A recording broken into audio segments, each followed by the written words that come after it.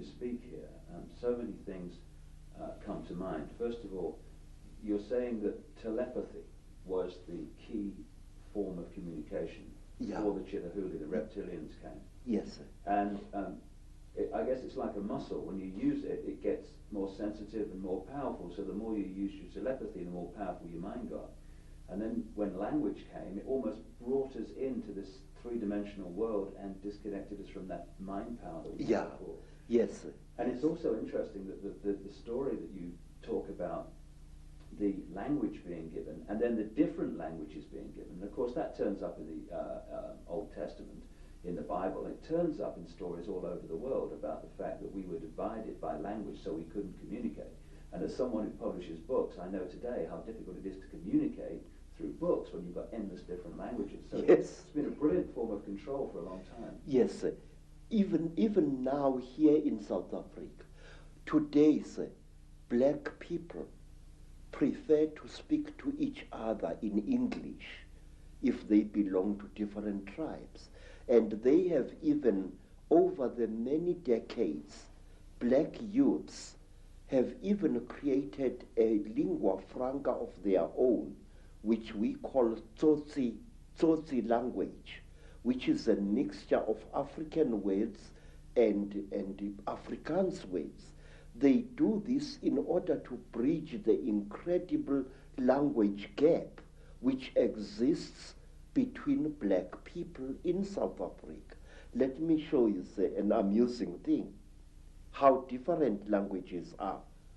The language of the Xhosa people of the Eastern Cape is very similar to Zulu, but certain important words in the Zulu language, good words, are viewed as obscenities by the Xhosa people. For example, in the language of the Zulus, an ancestral spirit is called Idlozi. But if you use that word to a Xhosa, he says you are using a dirty word, because to them, Idlozi means sexual desire. And in the language of the Zulus, meal, maize meal, is known as impuphu. But in the language of the Bapedis, maize meal is called bupi, and if a Zulu uses the word impuphu in front of a Bapedi woman, she feels that he has insulted her, because in the Bapedi language, impuphu means a woman's sexual organ. And in the language of the Mashonas, in the language of the Zulus, a mother is called mama. If I say my mother, I say mama wami. But in the language of the Mashonas, the people of Eastern Zimbabwe, the word mama means to sit down and have a crap.